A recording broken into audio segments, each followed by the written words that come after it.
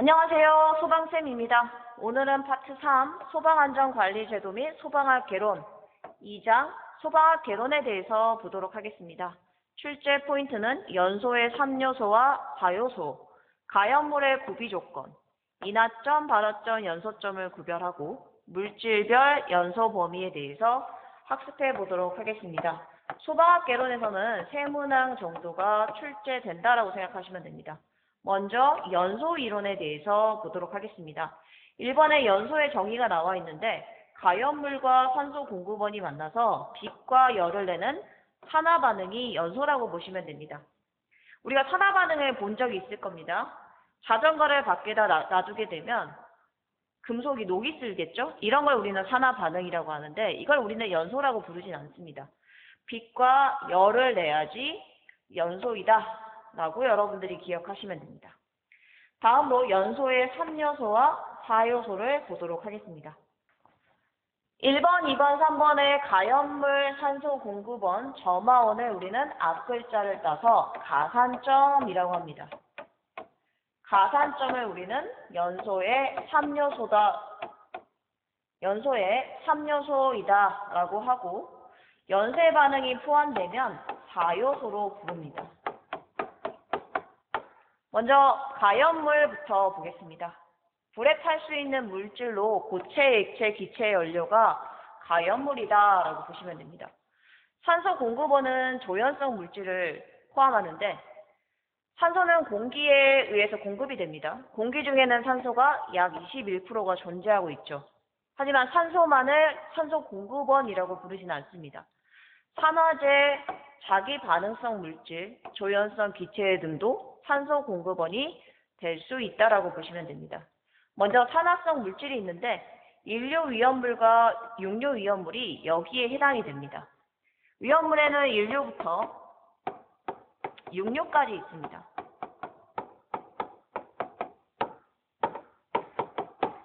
외우실 때는 상가자, 인자산이라고 외우면 됩니다.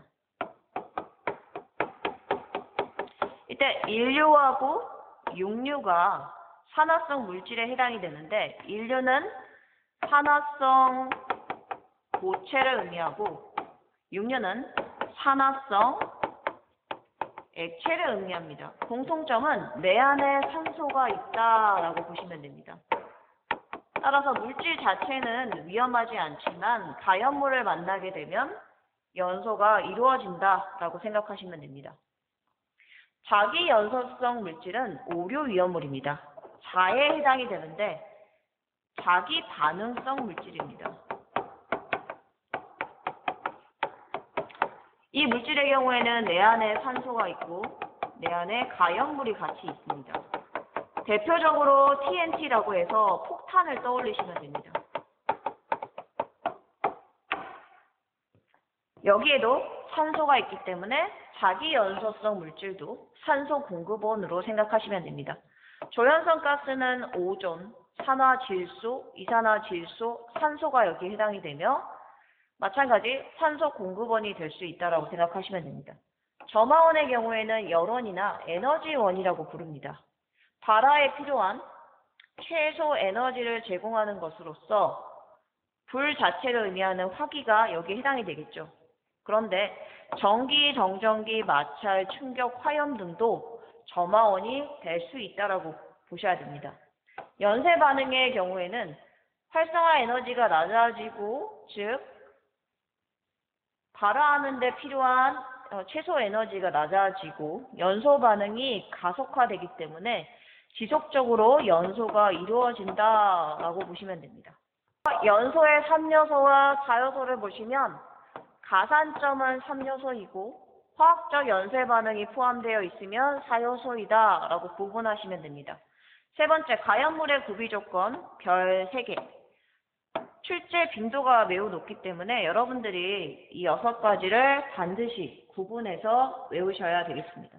가연물이 되기 위해서는 활성화 에너지가 작아야 합니다. 이때 활성화 에너지가 뭘까요?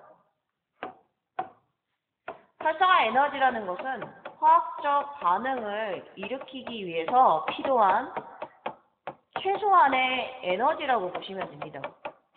그러면 최소한의 에너지를 들여서 연소가 이루어진다라는 것은 이 에너지가 작다면 반응 속도가 빠르다라고 볼 수 있겠죠. 따라서 활성화 에너지 값은 작아야 하고 열 전도도는 열 전달이 빠르게 된다고 하면 온도가 뚝 떨어지기 때문에 연소 반응이 중간에 끊어지게 되겠죠. 따라서 열 전도도는 작아야 합니다. 열 전도도가 작다는 것은 열 전달이 잘 안 되기 때문에 에너지를 가둬놓을 수 있다. 연소가 잘 된다라고 생각하시면 됩니다. 발열 반응을 해야 하기 때문에 발열량은 많아야 하고 조연성 가스인 산소와의 친화력이 커야 합니다. 산소와 접촉할 수 있는 표면적이 당연히 커야겠죠. 이 말은 무슨 말이냐면 통나무를 통으로 태우는 것보다 통나무를 잘게 조각을 내서 연소를 하게 되면 표면적이 넓어져서 연소가 잘 된다라고 보시면 됩니다. 인하점, 발화점, 용융점이 낮아야 한다는 말은 낮은 온도에서 불이 잘 붙는다는 뜻입니다. 그래서 가연물의 구비 조건으로 보시면 되겠습니다. 여러분들이 보실 때 1번, 2번, 6번은 낮아야 되고 3, 4, 5번은 많거나 커야 되기 때문에 작은 것과 커야 하는 것을 구분하시면 되겠습니다. 네 번째 연소의 형태는 고체, 액체, 기체의 연소로 나눌 수 있습니다. 고체의 연소에는 다시 분해 연소, 증발 연소, 표면 연소, 자기 연소 네 가지가 있습니다. 분해한다는 것은 종이나 석탄, 목재, 플라스틱을 연소시키면 이 가연성 고체가 가열이 되면 열분해가 이루어지겠죠. 열분해에 의해서 가스가 발생이 되고 연소를 한다라고 보시면 됩니다. 두 번째, 증발 연소는 열분해 없이 상변화가 이루어집니다. 예를 들어서 양초의 경우를 보도록 하겠습니다. 양초가 있으면 불을 붙이면 어때요? 이 양초가 녹죠. 그러면 이 부분이 액체가 되고 액체가 증발하면 기체가 될 것이고 이 기체에 불이 붙어서 연소가 이루어지겠죠. 따라서 고체, 액체, 기체로 상변화만 이루어지고 이 상변화로 인해서 가연성 가스가 연소를 한다라고 보시면 됩니다. 나프탈렌, 황, 고체, 알코올 등도 증발 연소에 해당된다라고 보시면 됩니다. 표면 연소는 표면에서만 열분해가 이루어지는 형태입니다. 여러분들 고기를 구울 때 숯을 쓰는데 숯 같은 경우는 표면에만 연소가 이루어집니다. 그 밖에 코크스, 활성탄, 금속분 등이 표면 연소에 해당이 된다라고 보시면 됩니다. OX 문제 풀어보겠습니다. 연소에 대한 설명이다. 산소 공급원은 가연성 물질로 산화제, 자기 반응성 물질, 조연성 기체 등이 산소 공급원이 될 수 있다라고 했는데 산소 공급원은 가연성 물질이 아니죠. 어떤 물질입니까? 도와주는 물질, 즉 조연성 물질이다. 연소를 도와주는 조연성 물질이라고 보시면 됩니다. 연소라고 하는 것은 가연물이 산소 공급원과 만나서 빛과 열을 내는 산화 반응이다. 맞죠? 연소의 정의가 되겠습니다. 문제 풀어보겠습니다. 가연물의 구비 조건으로 활성화 에너지와 열 전도도는 그렇죠. 작아야 되겠죠. 고체의 연소에는 분해 연소, 표면 연소, 자기 연소. 한 가지가 더 있죠? 그렇죠. 증발 연소. 증발 연소의 대표적인 건 뭐가 있었죠? 초가 있었습니다. 양초. 양초를 떠올리시면 됩니다. 고체 연소 마지막 네 번째는 자기 연소입니다. 자기 반응성 물질이 오류위험물이었죠. 즉 오류위험물은 내 안에 산소가 있고 내 안에 가연물이 있기 때문에 스스로 반응한다라고 했고 화약과 같은 폭발성 물질이다. 다이나마이트를 떠올리시면 됩니다. 자체의 산소를 함유하고 있어서 가열 시 분해되는 가스와 산소에 의해서 연소하는 형태로 보시면 됩니다. 액체의 연소에는 두 가지가 있습니다. 분해 연소와 증발 연소가 있다라고 보시면 됩니다. 중유, 지방유, 유동, 파라핀 등과 같이 가연성 액체를 가열하면 열분해를 하게 됩니다. 그러면 생성된 가스와 공기가 혼합하여 연소를 하게 되는데 이러한 현상을 우리는 분해 연소라고 합니다. 증발 연소 보도록 하겠습니다. 휘발유, 알코올, 에테르, 등유가 증발 연소에 해당이 됩니다. 여러분들 휘발유 보시면 휘발유는 물질의 상태가 액체가 되겠죠. 근데 액체에 불이 붙는 게 아니라 액체를 기체로 만들고 이 기체에 불이 붙어서 연소가 이루어지는 것입니다. 따라서 휘발유는 증발 연소라고 보셔야 됩니다.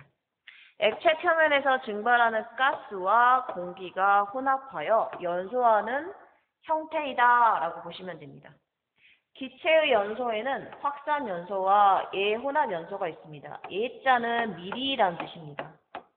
미리 혼합돼서 연소된다 라는 뜻이기 때문에 기체가 공기와 미리 혼합되어서 연소하는 형태를 예혼합 연소, 대표적으로 산소 용접이 있습니다.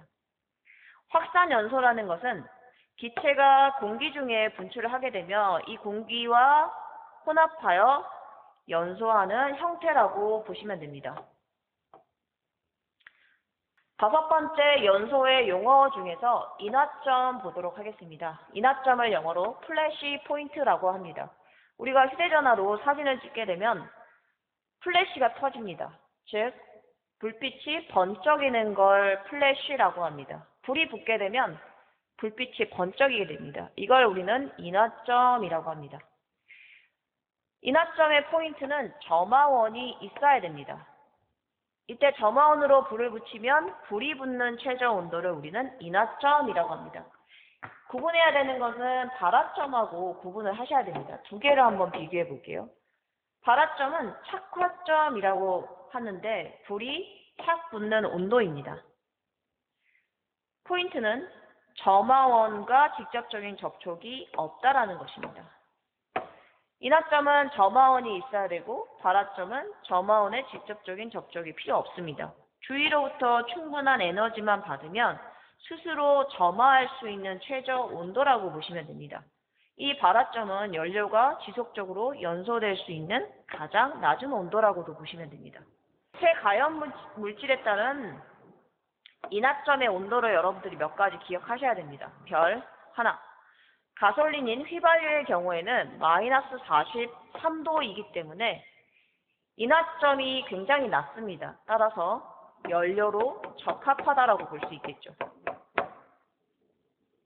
어떠한 상황에서든지 어떠한 온도에서든지 연소가 잘 이루어지는 액체 가연 물질이라고 보시면 됩니다. 아세톤의 경우에는 마이너스 18.5도씨, 벤젠은 마이너스 11도씨, 메틸알코올은 11도씨, 에틸알코올은 13도씨, 등유는 39도씨 이상, 중유는 70도씨 이상이라고 보시면 됩니다. 여러분들은 가솔린하고 아세톤 정도만 기억을 하시면 될 것 같습니다. 확인 OX 문제 풀어보겠습니다. 인화점은 점화원과 직접적인 접촉 없이 주위로부터 충분한 에너지를 받아서 스스로 점화되는 최저 온도이다. 맞나요? 인화점이 아닌, 그렇죠. 발화점에 대한 설명이 되겠죠. 답은 X. 그럼 인화점, 발화점, 연소점 중에서 온도가 가장 낮은 게 뭘까요? 가장 낮은 건 인화점이라고 보시면 됩니다. 암기하실 때는 인연 발화라고 보시면 됩니다.